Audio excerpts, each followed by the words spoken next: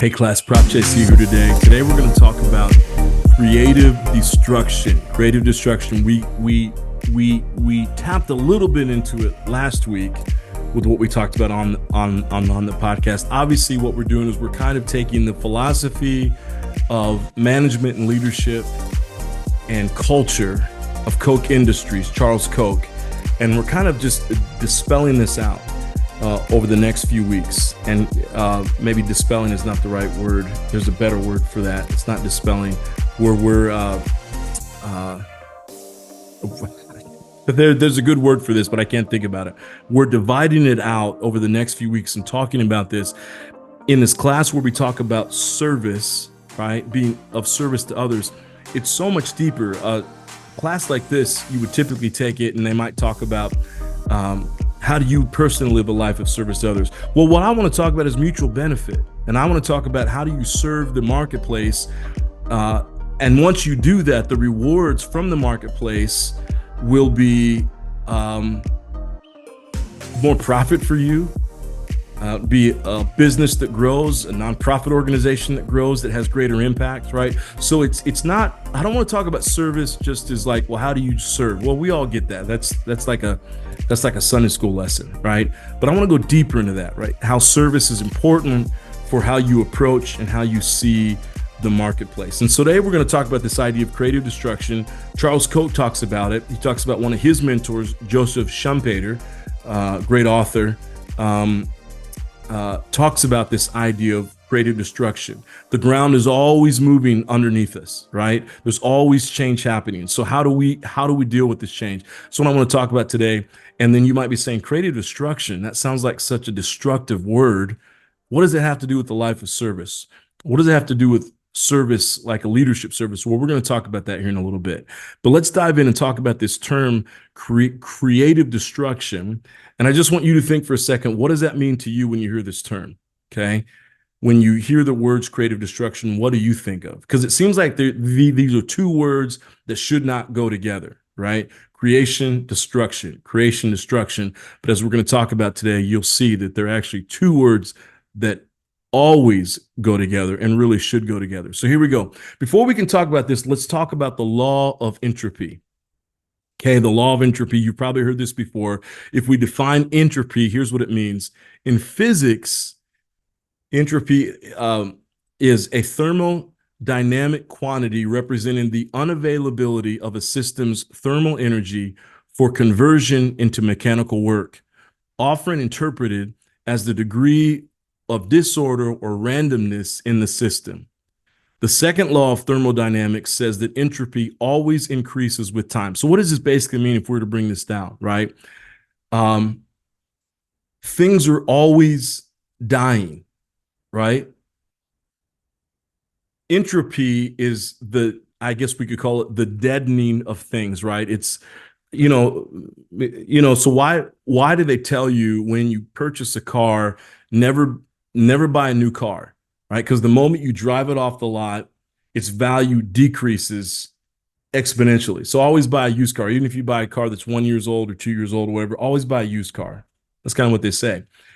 So a car is a great example of that. The moment you buy it, you're going to put miles on it. You're starting to put wear and tear on the engine and on oil changes, all that kind of stuff. So it's going down right away, right? The value of that car just continues to decrease over time. They say it's one of the few assets. It's not cars are not what you should be spending your money on. But of course, American consumerism, right? Global consumerism is kind of where a lot of our priorities go. But you get what I'm saying. You buy a new home and the first few weeks are great, but then years can take time and everything starts to take, that's entropy. Okay. As everything starts to take a toll, things begin to die, things begin to digress.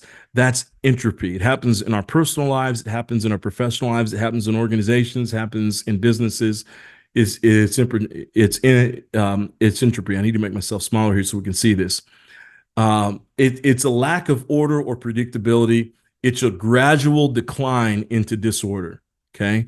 So anything new starts off new, starts off great, but it will always move. There will always be this gradual decline into something that is more disorderly, something that is no longer new. That's what entropy is. So the ultimate definition of entropy is this, right? It's gradual decline. Okay. So entropy, which is gradual decline, is always at work. In a closed or isolated system, the process of entropy is accelerated. Okay, so we're going to talk about what that means here in a second, what it means to be in a closed or isolated system. But in a closed or isolated system, the process of entropy, which is gradual decline, it means it's accelerated. So let's look at what an isolated system is, a closed system is, and an open system. Okay. Now, these are my drawings here. I'm doing the best I can. These aren't the best drawings that you'll probably ever see, but hey, I'm not teaching art here, I'm trying to teach leadership. Okay, so here we go. An isolated system is a system. It could be a home, it could be a family system, it could be a team, it could be an organization, whatever it is, but it's completely isolated. And here's what that means.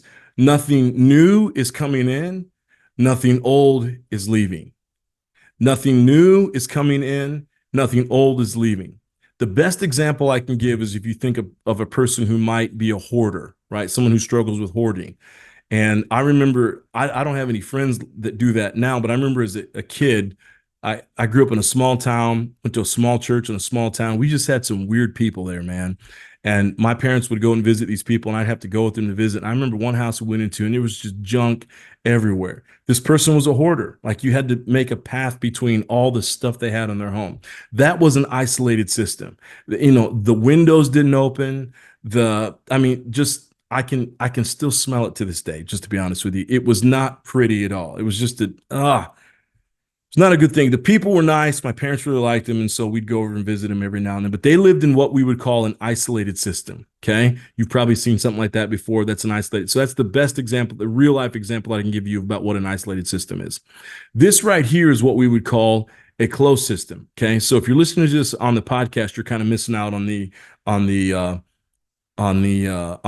beautiful examples I have in front of me, but you should be able to, you should be able to understand what we're talking about just by listening. A closed system is you've got that circle there. You've got nothing that is leaving, but you have new things that are coming in, right? This could be a hoarder as well, constantly bringing in new stuff, but they're never getting rid of old stuff. This is probably a lot of Americans right here, okay? This is why homes get cluttered and homes get, they're clothes in closets that haven't been worn in 1 or 2 years, but you keep buying new stuff, right?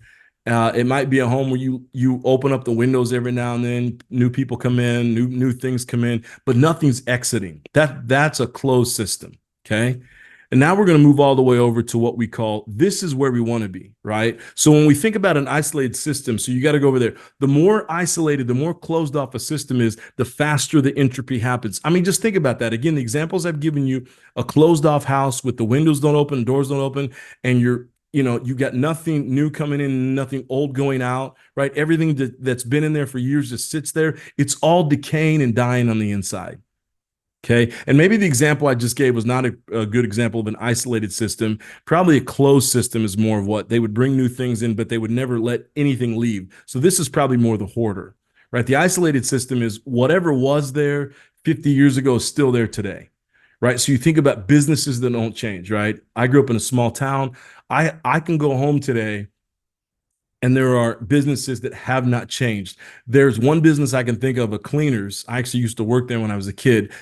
They have one staff member that is still there. I've been away from that hometown for like 20 years. That person's still there. They are an isolated system. They've changed very little about what they do. The sign still looks the same. It's in the same place. Everything in the building looks the same. That's an isolated system. Closed system, at least something new's coming in, but you're not getting rid of anything. Okay, so the law of entropy is going to really increase that isolated system, but it's also going to increase in the closed system because you only have new stuff coming in. You're not getting rid of the old stuff. Okay, now we move to what we'll call, and let me get out of the way here, what we'll call an open system.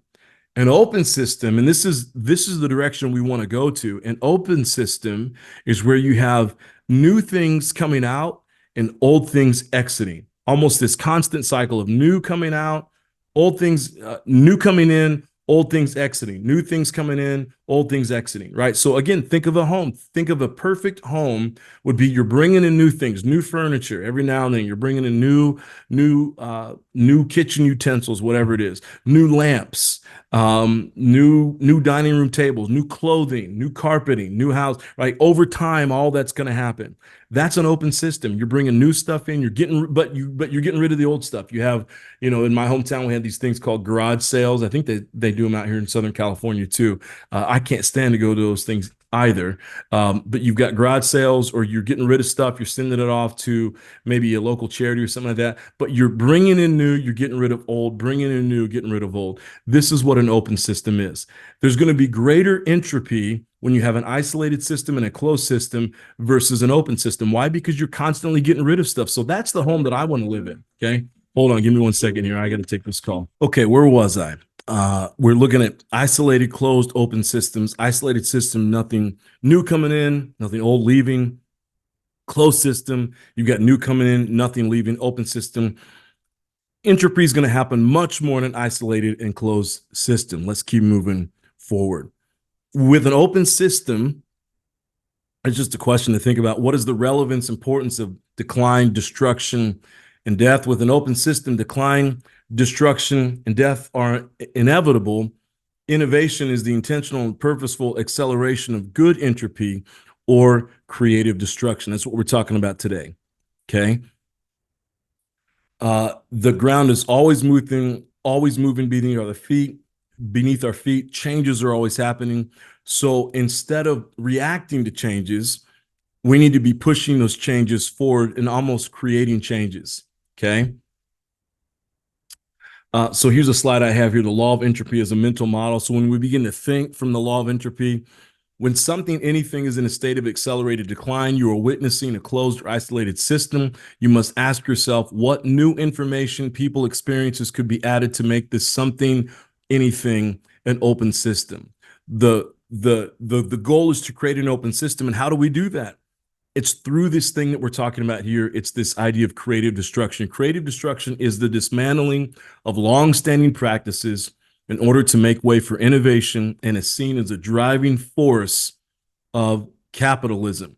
Came out of this gentleman here, Joseph Schumpeter. Okay, the term creative destruction was coined by Austrian economist Joseph Schumpeter in 1942. Schumpeter characterized creative destruction as innovations in the manufacturing process that increase productivity, describing it as the process of industrial mutation that incessantly revolutionizes the economic structure from within. Now watch this, here's the key: incessantly destroying the old one, incessantly creating the new one. Incessantly destroying the new one, incessantly creating the old one. Basically, the theory of creative destruction assumes that long-standing arrangements and assumptions must be destroyed to free up resources and energy to be deployed for innovation. To Schumpeter, economic development is the natural result of forces internal to the market and is created by the opportunity to seek profit. Creative destruction theory treats economics as an organic and dynamic process, always moving, always changing. This stands in dark contrast with the static mathematical models of traditional Cambridge tradition economics. Equilibrium is no longer the end goal of market processes. Instead, many fluctuating dynamics are constantly reshaped or replaced by innovation and competition. As is implied by the word destruction, the process inevitably results in losers and winners. Producers and workers committed to older technology will be left stranded. Entrepreneurs and workers in new technologies, meanwhile, will inevitably create disequilibrium and highlight new profit opportunities. This slide is what scares a lot of people, right? This idea that there have to be losers and winners, but in an environment where you have creative destruction, that's kind of how it works. Right? And if you're stuck with old ways of thinking, old ways of technology, you're going to get left behind. But here's the reality. The world is always changing anyway. So if the world is changing, because the world is changing, instead of waiting for that to happen and getting left behind, shouldn't we always be thinking, how do we move forward? And how do we constantly be thinking of how to serve the marketplace? Again, service, this idea of mission. How do we live on mission? How do we serve the marketplace better? So here are some examples of creative destruction. Okay. Examples of creative destruction in history include Henry Ford's assembly line and how it revolutionized the automobile manufacturing industry. However, it also displaced older markets and forced many laborers out of work. And people don't talk about that very much, but that was a new way of thinking.